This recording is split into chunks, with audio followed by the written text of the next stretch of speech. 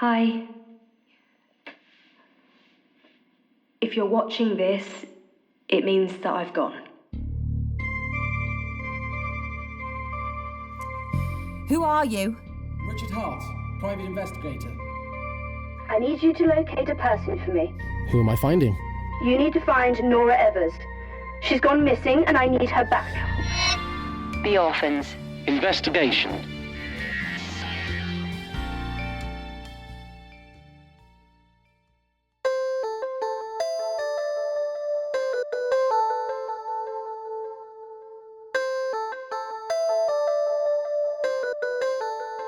The Call of Cthulhu Mystery Program is presented by the Nerdy Show Network, geeky programming for all nerds across the multiverse. It contains content that might not be suitable for all ages. Listener discretion is advised.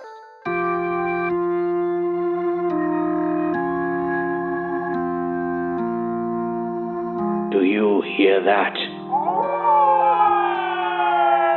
In the cruel blackness of night, an unknowable evil from beyond time cries out. What dark deeds unfold on the streets of Arkham, and which unwitting souls, innocent or impure, will succumb to the maddening call, the call of Cthulhu. Nerdy Show and the Electric Omnivac bring you Part 10 of the Call of Cthulhu Mystery Program. Tonight's strange story, Loose Ends. Permit me a moment of your valuable time to talk about filth.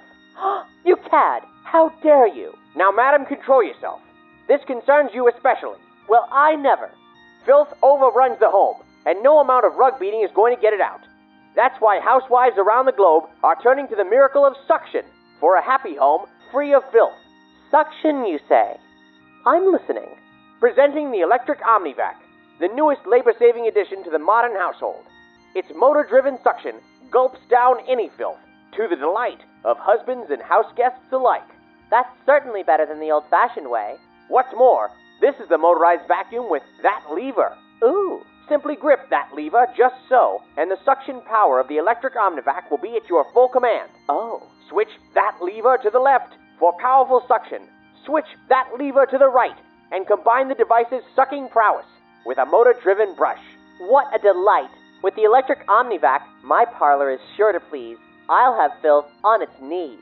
Arrange with your dealer a demonstration of the vacuum cleaner with that lever, and mail away for an attractive and comprehensive booklet on the joys of suction. It's free. Just write to Omnivac Company, 162 Fremont Street, Worcester, Massachusetts. Estelle Thorpe's motley band of curiosity seekers uncovered more than they bargained for. A fanciful investigation of occult curios led to a madwoman's plot to summon an unholy entity. A plot that almost succeeded. Miraculously, the team staved off the apocalypse and survived, but not unscathed. After a long night in a Boston hospital, they've returned to Arkham and to Thorpe Manor, still in shock and disbelief.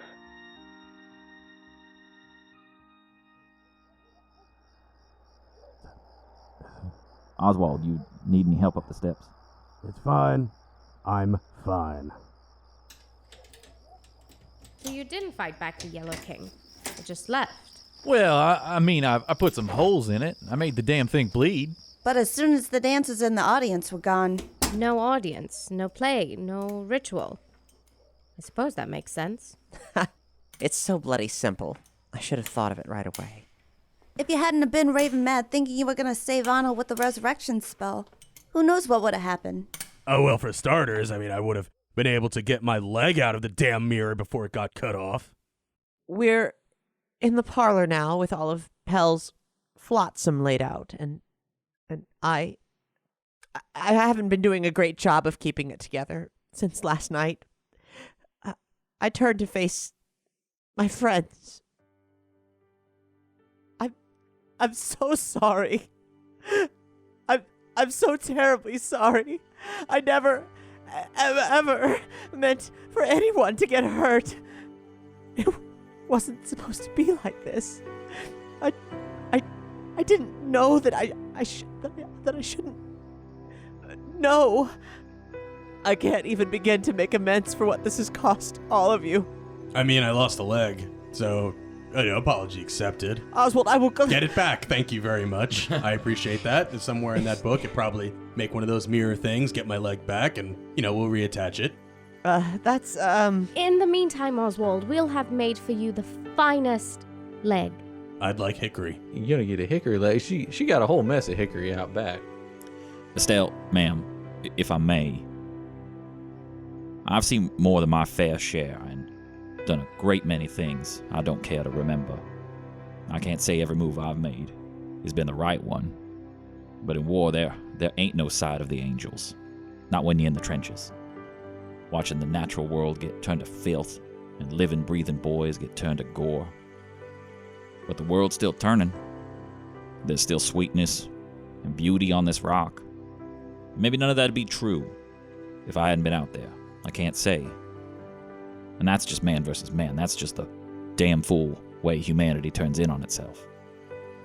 But what we saw out there, that other place and those monsters, ain't a question in my mind we did the right thing. It drove most of us mad doing it, and sounds like we only survived by accident, but that's war, darling. The difference is, this time, it was a war worth fighting. The world is still turning, and if you hadn't called us together, I don't know that it would be. I squeeze his sweet, calloused hand. Please, everyone, make yourselves at home. Anything you need. Thank you, Moses. Hey, we all need coffee and a hot meal, right? Coming right up.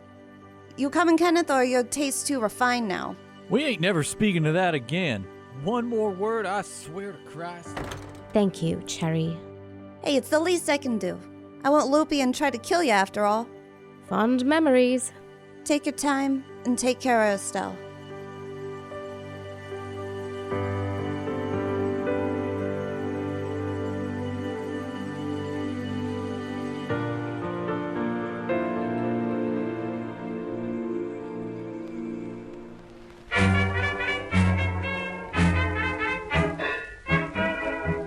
You've spent a few hours resting and recovering, and you've had a nice breakfast. You're all going to need a lot more than that, but it's a start. Since you're recuperating from a job well done, everybody gets D10 luck, and in the days to come, you'll recover 2d6 sanity. After a bath, tea, and some time with our cats. Yes, it is a start at least. I managed to get back 65 luck, and I'm sitting at 40 sanity. I started at 75. I had all my luck, so I'm up 3 from where I started, 93, and I'm at 42 sanity now. I was at 45. I got back up to 79 luck, back up to 47 sanity, down from my 80. I'm 78 out of 80 sanity, and I'm now 93 out of 85 luck. I ended up with 60 sanity and 94 luck. I also went back up to 60 sanity, and I have 79 luck.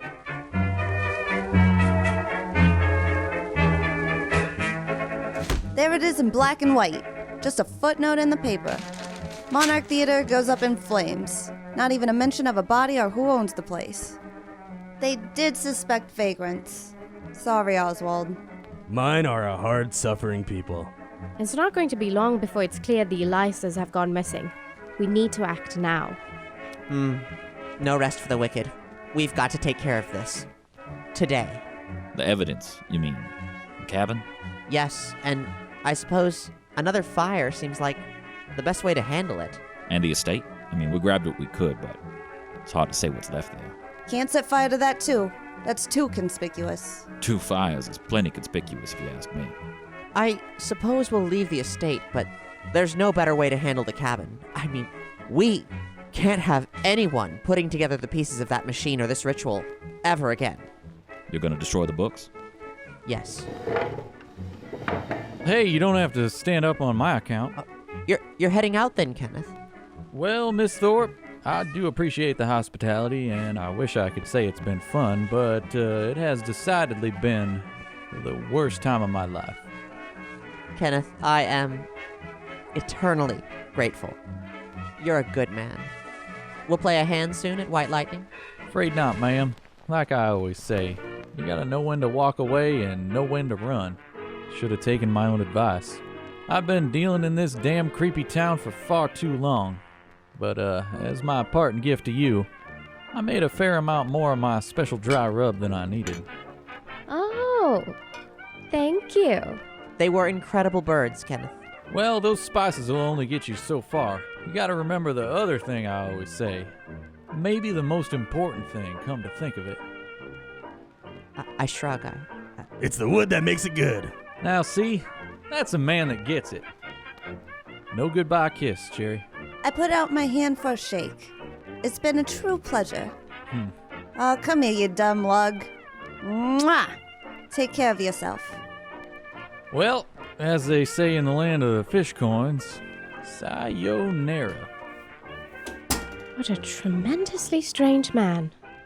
Now, Game Master, I've got about a half dozen coins here that I'm not sure there's a ton of value in.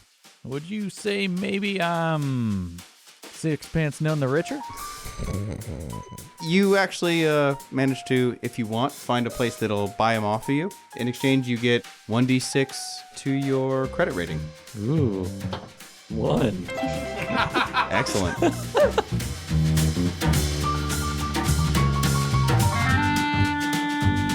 At the Elias cabin, you make short work of busting up the still, hauling over the conspicuous gore, and setting the place alight. All that's left is to watch it burn. I'll admit, there's certainly some real pleasure in erasing all this. Like nothing ever happened. Burning's natural. Clears away what you don't need anymore, makes room for new growth. Agreed. All these poor, unsuspecting folks lured out here. God, I swear. I'd crack that butler's crotch again if I could. Once for every hobo life he took. Well, here's something just as good, perhaps. The Yellow King? I ain't reading that again. No, Oswald. Destroy it. Throw it in the flames. Oh, well, yeah, that I'm all about doing. D's Necronomicon, darling. Thank you, love. The world needs one less copy of this horrendous thing. Shall we throw on 3? Oh, yeah. 1, 2, 3! Alley-oop. I should hate the notion of destroying any book, but not in this case. Good riddance. That's from I like you yellow bastard.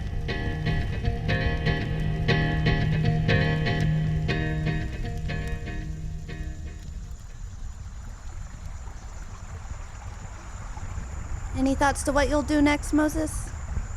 Well, I've been focused for so long on writing about the natural world and what is and what isn't. Now I see that the distinctions I had, they're a myth. I think I need to get back to my own world for a bit. Get some mountain air. Try to piece together what all of this meant. Taking Oswald with you? That's on him. He's got his kingly duties. But even if we go our separate ways for a time, I expect won't be long before our paths cross again. What about you, Miss Featherbottom? Oh, you know. Find a man, settle down. Might be nice to have a kid. Oh, well, honorable pursuits, one and all. Home and hearth. Holy smokes, you believe that? Oh, thank God, I was just being polite. Oh, so you don't think I'd be a good mother? A damn fine one, actually. Except that I don't think you'd be happy one day in your life. You're damn right. So what is it then? I've been thinking for a while about trying my hand at writing for the papers. My favorite part about working speakeasies is the stories, you know? Getting friendly with the weirdos to get the real dirt. Know what's really going on. Chasing details, making lists. This whole mess we got ourselves into, it's one hell of a story. No one would believe it, but, I mean, just think about what else might be out there. Frankly, I'd prefer not to. Huh, fair enough.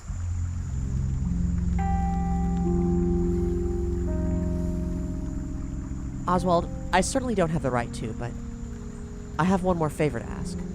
Estelle, please. Oswald Sinclair is ever at your service, albeit with a considerable limp these days. There's one huge piece of this puzzle that's missing, and I've no clue where it fits. McLeonard's brain. After everything else, I'd forgotten about that. He was right there from the beginning trying to get Pell's junk away from me. Why? What if he had? Who is he? Last we heard, your hobo saw him by the Miskatonic. Yeah, I mean, I'll ask around. Do you think all of this, isn't over? I don't know.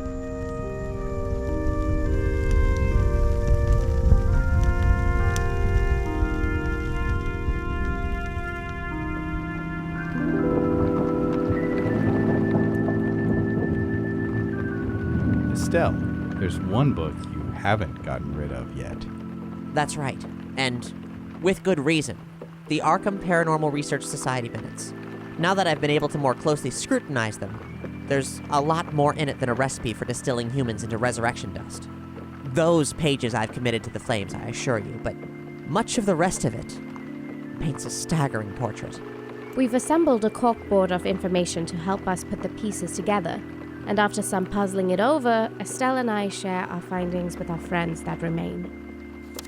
Initially, the APRS was just a simple group, hosting discussions on unidentified creatures, metaphysics, myths, and legends. But eventually, some casual investigations into occult happenings brought them face to face with very dark forces. Well, that sounds familiar. Disturbingly so. We've been following in their footsteps, it seems. Charles Pell was a principal member and penned the majority of these notes. If these accounts are true and accurate, and I've every reason to believe they're as close as one could hope to get, we actually owe Pell and his society a debt of gratitude. Time and again, they repelled forces as horrendous as what we've faced. Yes, and they sacrificed much. Fortunes, relationships, sanity, their lives, all to, and I quote, delay the hour when the stars will be right, when the epoch of humanity will come to its end. Well, that's severe. But these people ain't no saints. They were making deals with that ghoul, Gek, and had notes on summoning demons, never mind making that dust. Yes. Reading from start to finish, you can see their methods become more sinister the more they learned and the more they lost. Perhaps Pell especially. He was a collector after all. It seems like he couldn't bear to part with knowledge no matter how sinister. Gek and the Byaki, which is apparently the name of Mildred's ice demons, Pell referred to them as, tolerable horrors. I beg to differ. Was McLeonard a part of them? It's hard to say what his role was, but his name appears often. Pell considered him a friend. Most of the individuals we know were members are presumed dead. Taken by a creature in a blizzard on a mountaintop, devoured by some sort of entity, disappeared into an icy mist, dragged into a painting, if you can believe that. Oh, I'd say that's somewhat relatable. The only one definitely still living committed himself into an asylum. That sounds like a lead. Nobody get that. Oswald, are you sure? Won't be, but just a minute. You're getting pretty fast with those things. Very cordial of you, Miss Cherry. Quite gracious. What the hell is going on? You can't hear it, but we're all shrugging. Ah, Percy. How are you, old sport? My liege, I come with the reconnaissance you've requested. Bully! Come right in, my good man. Thank you, my king. Dear lord, whatever has befallen your leg? An occupational hazard. Let it never be said that there is nothing that King Oswald Sinclair wouldn't sacrifice for his people. Oswald returns to the parlor with a man whose look is just as worn, but whose style is decidedly more eccentric than the king's. He's got a red coat that looks as if it might have been stolen from a carnival barker's clothesline, and a world-weary pork pie hat with several osprey feathers in it. Dear friends, gentlemen, and ladies, please allow me to present the goodly Baron Percival T-Bone Barker of Aylesbury Pike. An esteemed pleasure. Please, you've traveled so far. Have a seat. Food and refreshment for the Baron. Oh, hardly necessary, my good sir. Moses, could you be a dear and fetch a towel? The poor man is soaked through. Do tea and biscuits suit you, Baron? Why, yes. 1,000 thank yous, mum. The Baron quickly piles his plate high with cookies and stuffs his pockets as well before taking a seat. Now, Percy, old sport, what are your findings on the man who calls himself McLeonard's brain? Ah, yes. I've seen him with my own eyes. An older gentleman, considerably worse for wear, making his way in and out of a storm drain. Always looking behind his shoulder, keeping an eye out like he expected to be followed. He might have bats in his belfry, but there's a knack about him. He seems cunning and capable. Well, I do have a theory based on Pell's notes. McLeonard may have been a federal agent. That doesn't leave this room, Percival. Mum's the word, Mum. Intriguing, though. Frail as he is, he looks considerably dangerous. My people generally aren't sewer rats, though the pipes do have their uses. But they tell me that, ever since he showed up, they've heard strange noises in there and have started avoiding the place. Huh. Well, can't risk him moving on. We need answers. I'll break out the rain slickers and work boots. We're heading to Aylesbury Pike.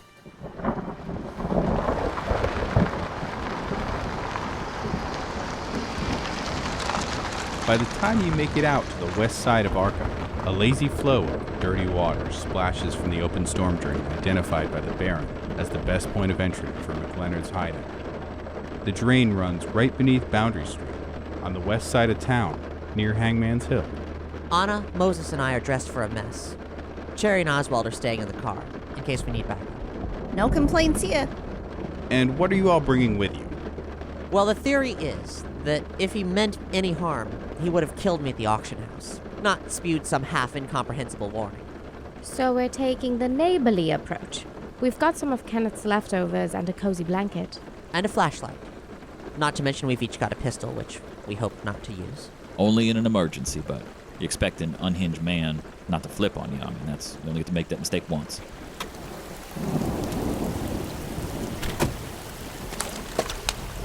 The drain isn't super accommodating. You're gonna have to move single file and crouch. I'll lead the way, just in case this place is a maze. You trudge through the dark, ankle-deep water of rather questionable origin. It's an uncomfortable slog, and your splashing footfalls are hard to keep quiet. Make a stealth roll. 26. Follow my lead. Eventually, the water runs clearer, less muddy, likely thanks to the rain. The tunnels are pretty well straightforward and clearly seldom used, but every so often there's a spot where the slime on the walls has been smeared away by a staggering hand. It's not too long before you catch sight of a light coming from a junction ahead. I'll turn my flashlight off and I signal the gang to keep still. Give time to let our eyes adjust to the dark. You hear something too. It's like half of a muffled conversation echoing through the pipe. It's hard to make out. The rainwater is rushing now, loud enough it could drown out your footsteps. How could you do that to me? I press on then. No, I'll never forgive you, Charlie. Never forgive you. It's out. Forget it. I pop my head around the corner, try to get a quick look at him. It's a candlelit and long disused maintenance alcove. He's sitting on a stool in the center of the room. It's too dim to make out much else at a glance. It looks like it's just him in there. I squeeze past Moses, still not revealing myself to McLeonard yet, but calling out. Please don't be alarmed. Oh God! Oh God! No! I'm armed! McLeonard, this is Estelle Thorpe from the Pell auction. You? What do you want? I just want to talk. I have 2 friends with me. We've got chicken and biscuits. Move to where I can see you. Hands above your head. This place has obviously been used as a Spartan living accommodation for some time. His meager belongings are neatly organized on an old tool shelf, and the walls themselves are covered in chalk, writings and occult diagrams. McLeonard is glowing with precipitation, sitting on the stool. He has a government service .45 automatic pistol trained on you, but it's immediately apparent that any intended threat is half-hearted at best.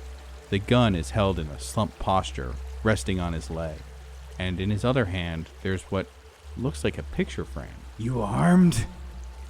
Yes, but only for our own safety. We ain't here to do you no harm, son. Maybe you should be. We just want to talk, please. We know about Pell and the society. We've seen things. We just need to understand.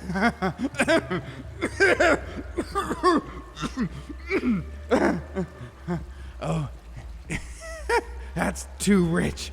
He ruined you, didn't he? Just like he ruined me. Even dead, he'll ruin everything. You are Agent McLeonard, right? He sits up a little straighter as you address him by the title. When we met, you said, "I'm Charlie, and he's me." Charlie? Me? No. I'm not that sack of shit. I'm wearing him. I can see it on your faces. The disgust. You think I want this? I'll never get my body back. He's not aiming at you anymore. Put your hands down. Let us help you. We've only come looking for answers. Please, Agent McLeonard. It's Darren. I'm not an agent anymore. Agent McLeonard disappeared, died in Tibet or some nonsense. Darren, what happened to you? Do me one simple favor, and I'll tell you. You have my word. The bugs, they got us.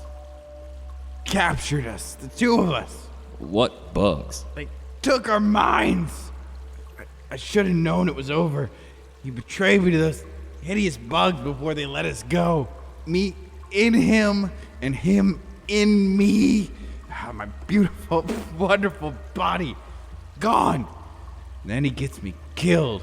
Gets my body? Not me. Or is it? He gets himself killed, wearing me. Dragged down by those madmen in Leng, while the rest of us fled. The society?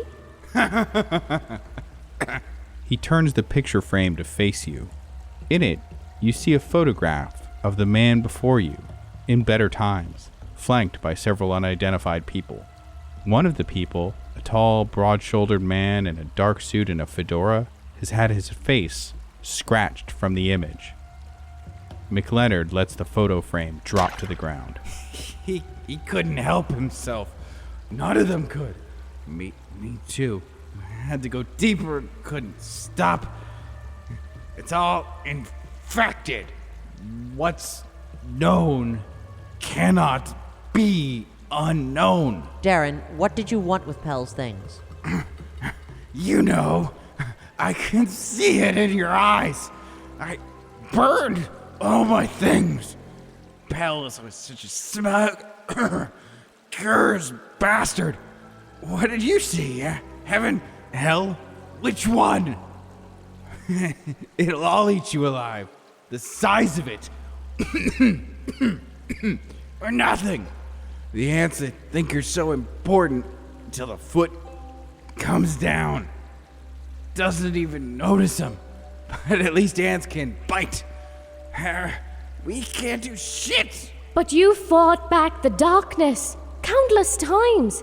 You and the society. You saved us all. We saved nothing. And you know nothing. We delayed the inevitable. To be fair, we did send the Yellow King back to whatever hole he crawled out of. And then what? What about the cost? Good luck with that. The sky's falling, little ant. Today, it's a foot. Tomorrow, it's a flood.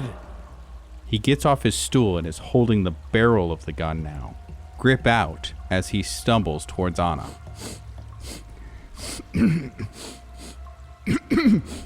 It's the food. I hold up the parcel. McLeonard reaches his free hand through his partially buttoned shirt, bloodlessly, wrist deep, into his chest, and he pulls out an organ sealed in a flexible, glassy material, with metal fittings on either end. He lets it slide out of his hand. Afraid I don't have a stomach for it. Oh, fuck me. He's gesturing for you to take the gun, Anna. You want us to kill you? I talked. Now you'll do what you promised. It'll be simple. Mercy. Finish what Charlie started. With my gun, kill his body. McLeonard taps a dirty finger against his forehead. Bang, bang. No more nightmares. Just sleep. Why not do it yourself? Take your vengeance. I'm a coward, or maybe he won't let me. Every night I hold it to my head and I put it in my mouth, inside my guts. Trigger never pulls, and it has to be done. Damn you all! If you don't end me, I'll end this whole damn town. That I can do. I'll say the names. I'll call the unspeakable one to raise this accursed city. Cauterize the wound. He stares at you with intense, tearful eyes and points to a chalk diagram on the wall. There are objects arrayed in a V shape with a man in the center and scribbled notes all around it. One ominous phrase is especially legible, attended by Haster, almighty and unspoken. You keep scratching it and letting the pus out. You'd be lucky to end up like me, huddled in a piss hole, begging for death. Now do it! Alright, I reach out, snatch his gun from him, and I just blow his brains out. Ain't no way to live. He goes down, stone dead, a twisted smile on his face. From the open seam along the front of his torso, several other sealed organs have spilled out. Thank you, Moses. What a sordid business this is. Well, hopefully now we can put this all to bed. Though frankly, I got more questions than I had before. Can I make any kind of sense of what happened to this man's body? Not without an autopsy, but this is clearly the work of some kind of science and a surgical skill far beyond even the most cutting-edge modern medicine. Bugs did this? I looked at the diagrams on the walls. Do you think he'd have really summoned whatever this is? Not a risk worth taking. In fact, we need to purge this place. Is there anything of note in the room? Or writings on the walls that seem anything but catastrophically dangerous? It all seems pretty bad, but besides that, a quick search of what few possessions he has yields nothing else occult or otherwise interesting. All right. Here's what we're going to do. We'll put the organs back in McLeonard's body, and some rocks, anything to weigh him down. Wrap him up and put him to rest at the bottom of the Miskatonic.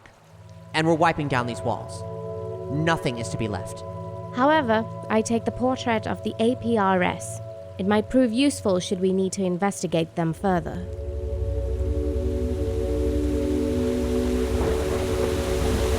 The storm is only getting worse. It makes things harder in general, but easier to cover your tracks as you escort the body of Charles Pell, containing the brain of one Agent Darren McLeonard, to their watery graves.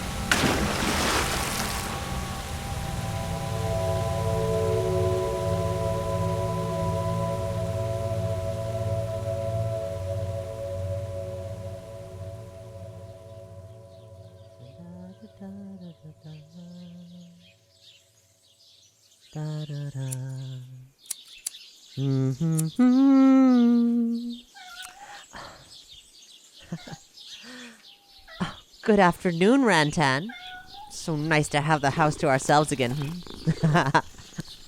Come on, let's take these roses to Anna.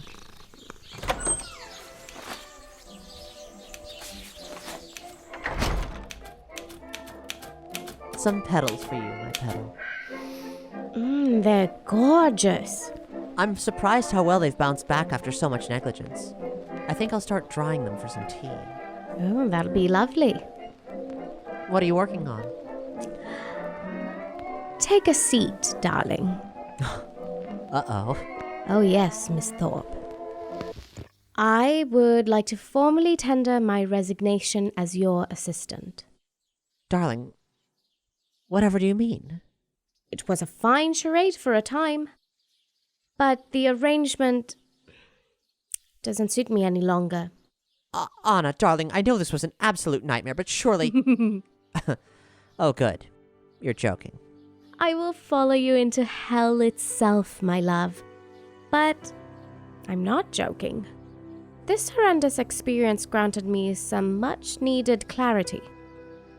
We did good, but at a terrible price. We were stupid, naive, and by all accounts, we got lucky. These aren't just rabbit holes you're wandering down anymore, Alice. We can't stop. If the Arkham Paranormal Research Society was right, and all life as we know it exists on the edge of a knife, we can't sit idly by. So no, I'm no longer your assistant. I'm your partner. In so many things. Many things. But now this. I pulled a paper out from the typewriter and handed it to her.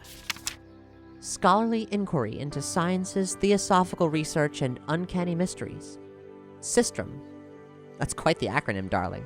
Hey, I spent all day figuring that out. You should see how many names I tried. No, I like it. I mean, it's the instrument of Bastet. Of course, it's got a nice ring to it. But what is it? A new APRS? No, something much better.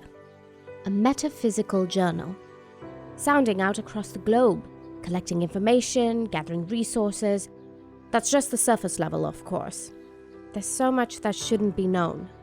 With Stram, we'll be able to monitor that and pinpoint places where we need to intervene to push back the darkness again.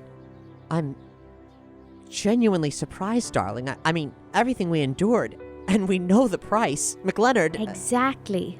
They weren't all bastards like Pell. They did save the world. But they were reckless, like we were. We learn from their mistakes. We've got to. And besides, we have something they didn't have. I leaned down, touching her hand, looking deep into her eyes. Our hearts, our flame. I refuse to accept that evil has no counterpoint. We can fight back. It's the small-minded and hateful who dwell only in darkness. They lack the vision to see more than misery. I'm captivated by her fiery words. I love her for them, but... Anna, I don't regret what we did. But I saw you die, and you saw something horrible, and neither of us had our faculties about us when our friends needed us. When I bought this awful junk, well, you had the common sense to be wary. All true. And yet we survived, and we're stronger for it. We bask in the light, we see the unseen. We've always said it on our quest for truth. But beloved, our purpose is so much bigger than we knew. We are warriors of love. We were meant for this. Love is our strength. Love is our blade. And I love you so, my darling. It's a good plan. I'm with you all the way. Good. I put out my hand. Partners? I give her a very firm, businessly shake. Partners. Though, I should hope that our dealings won't have to be so... punctilious? I should say so. And I slide into her arms. I like you conducting business, Miss Ramakrishnan.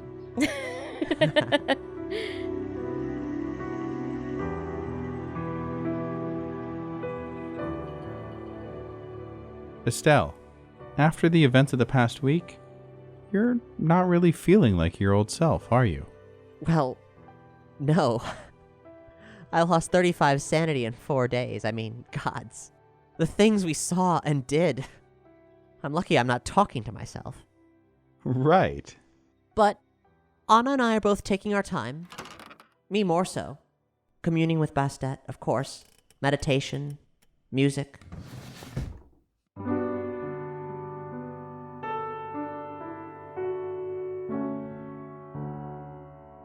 This journey, it's turned out quite a bit different than you anticipated, hasn't it? Well, I never thought I'd be saving the world. That's loftier than I dare. I've just always been drawn deeper. Like there's a veil that's so thin. It's like sometimes I can see it shifting in the wind. And these days when I drift or dream, I can almost hear the other side.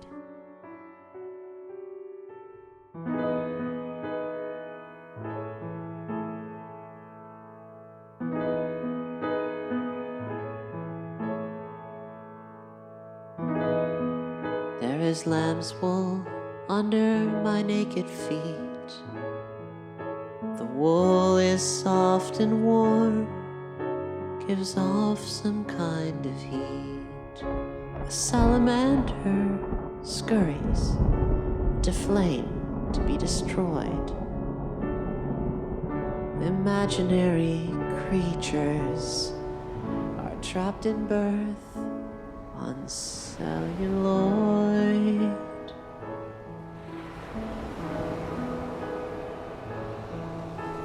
The fleas cling to the golden fleece, hoping they'll find peace. Each thought and gesture are caught in celluloid. There's no hiding in my memory. There's no room to avoid.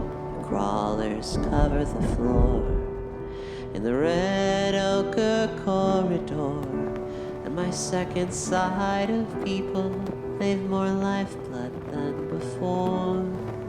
They're moving in time to a heavy wooden door, where the needle's eye is winking, closing in on the poor carpet crawlers. Heed their callers. We've gotta get in to get out. No, no, no, what have I done? We've gotta get in to get out. We've gotta get in to get out. There's only one direction in the faces that I see. It's upward to the ceiling where the chambers sent me. Like the forest fight for sunlight that takes root in every tree. They are pulled up by the magnet, leaving them free. The carpet crawlers,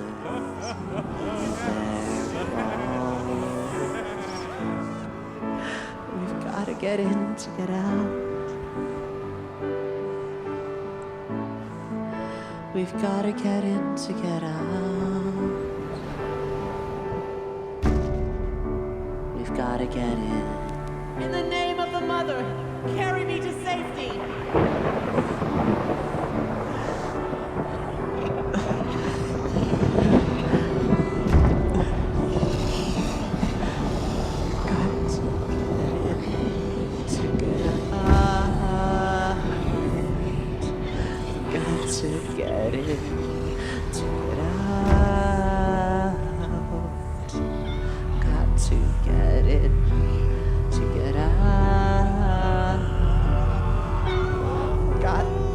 To get in.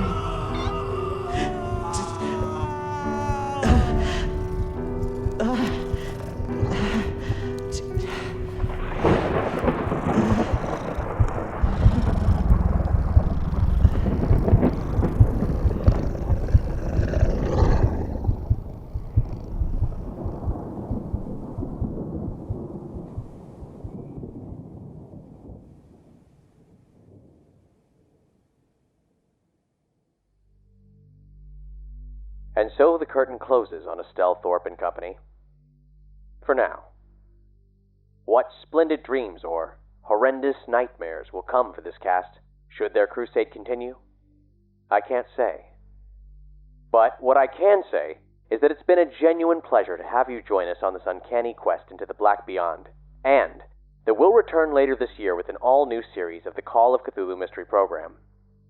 Our anthology format means you never know who we'll see, or when we'll be. And in Series 3, we invite you to journey back to youthful days, in a tale we call Night at Howling House. Join 5 children on a dubious dare to spend the night in the most haunted home in Arkham. The cast features mainstays of our series, Luke Stram and Cap Blackard, and our sound designer, Colin Peterson, who's taking on a performing role. You may know his work as the roguish Barty Gleeman in our Sword and Sorcery series, Dungeons and Doritos.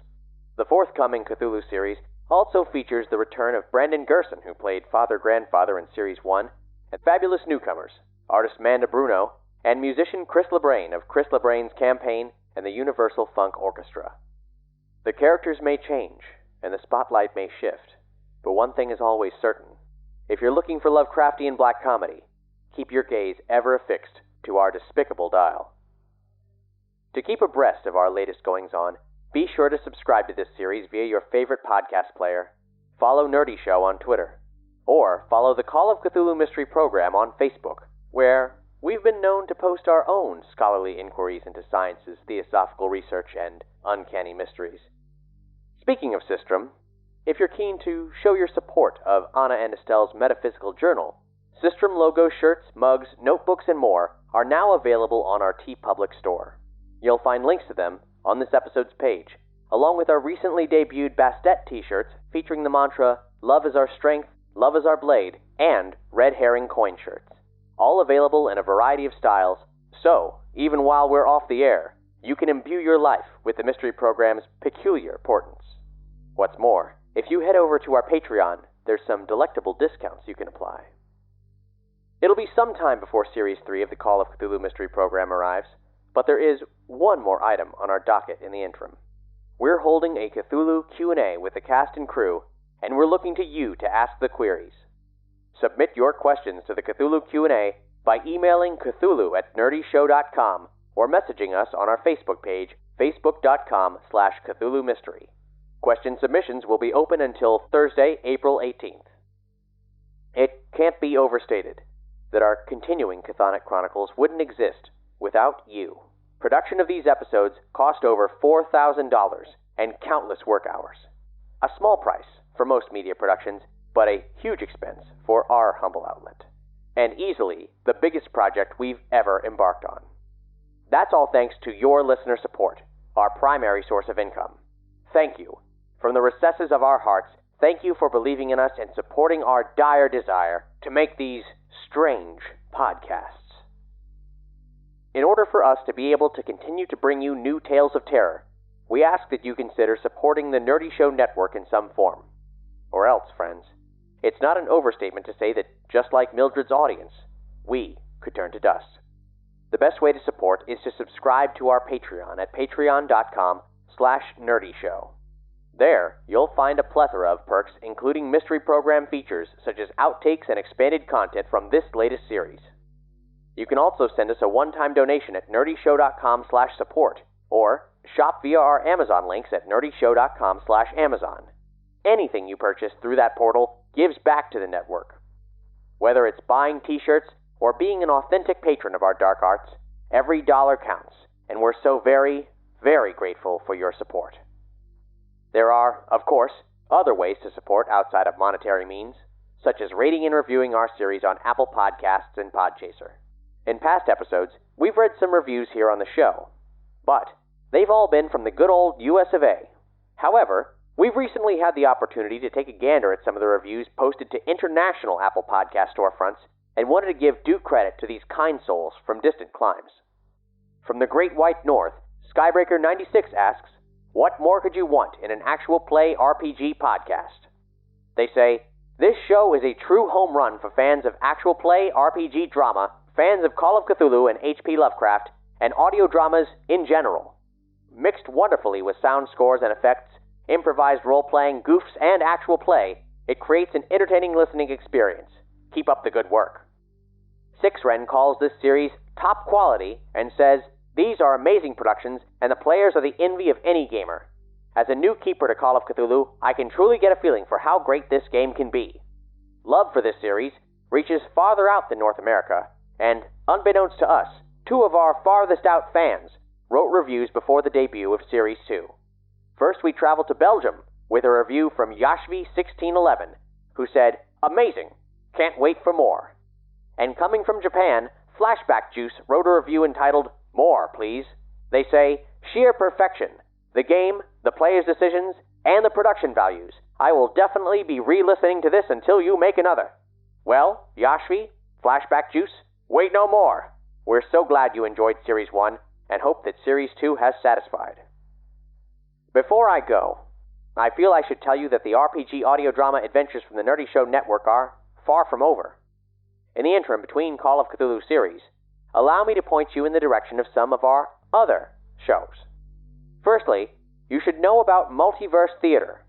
This podcast feed, formerly titled Nerdy Show Theater, is home to all our specials and audio drama content that doesn't have a home elsewhere. It's perhaps too early for me to say what's to come, but allow me to highly suggest that Cthulhu fans subscribe to this feed for other uncanny adventures from the same team that brought you this fine program. That's Multiverse Theater. Subscribe via your favorite podcast player. If you haven't yet, you should explore the suspenseful sci-fi world of The Orphans.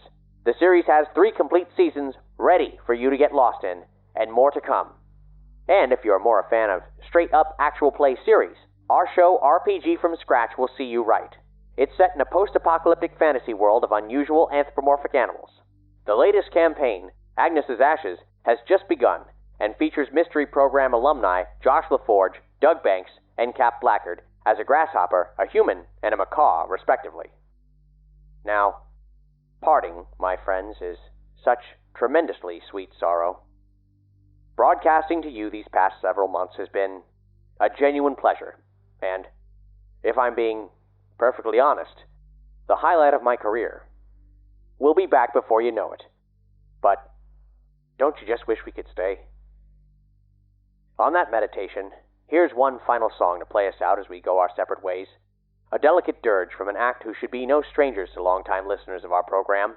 It's none other than the vaudevillian vagabonds Walter Sickert and the Army of Broken Toys, presenting the title track to their masterful latest record, a sweet and swaying "See You Later, but Never So Long." This is A Little More Life.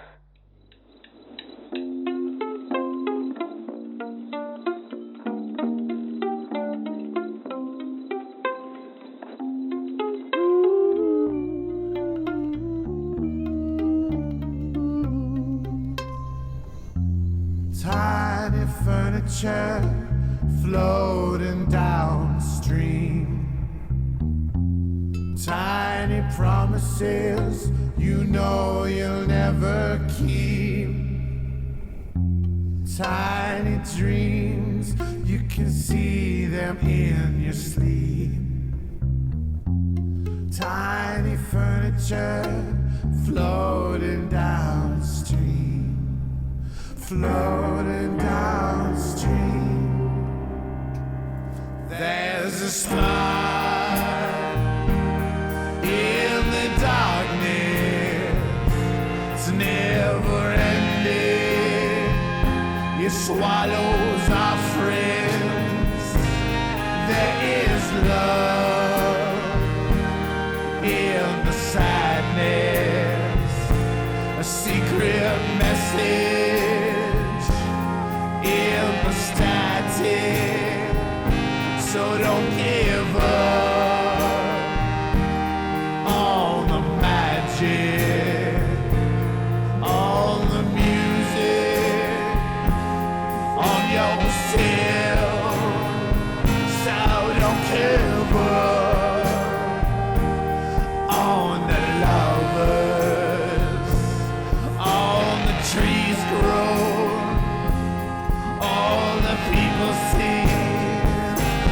Choke on down, a little more life, a little more life, life, a little more life, a little more life.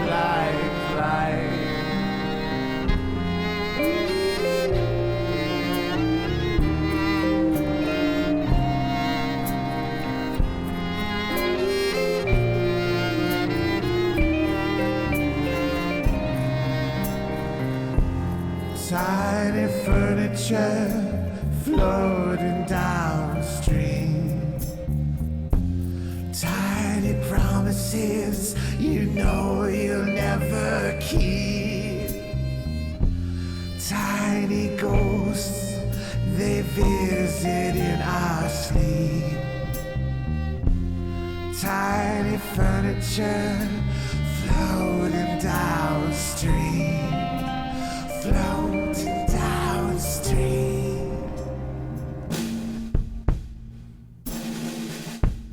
There's a spark in the darkness. It's never ending. It swallows our flesh. There is love in the silence. A secret message in the static. So don't give up on the magic, on the music, on yourself. So don't give up on the lovers, on the trees grow, all the people see. So choke on down, choke on down, a little more life, a little more life, a little more life, life, life. Thanks for listening to the Call of Cthulhu Mystery Program. If you like what you heard, please rate and review us on Apple Podcasts or Podchaser. And be sure to subscribe to our series via your favorite podcast player to get all the latest episodes. Episode 10, Loose Ends, was written and performed by Luke Stram, Cap Blackard, Nicky Holland, John Sebastian Laval, Gore, and Joshua LaForge, with additional vocal performances by Doug Banks and featuring Melody Pereira as the voice of Anjana. The series is edited and produced by Colin Peterson and Cap Blackard, and the original score is composed and performed by Ryan McQuinn and Mike McQuinn of Neon Dolphin, home for all your custom music needs and more. NeonDolphinMusic.com. An extra special thanks to those that came before: Ryan Sosa, James DeCola, Chris Tomich, the Church of Shotgun and Fire, and the Arkham Paranormal Research Society. For full episode credits and links to where you can purchase this series' original score, as well as character sheets and other supplemental material, visit CthulhuMystery.com. The Call of Cthulhu Mystery Program is proudly played using Chaosium's Call of Cthulhu 7th Edition, available at fine role-playing retailers everywhere.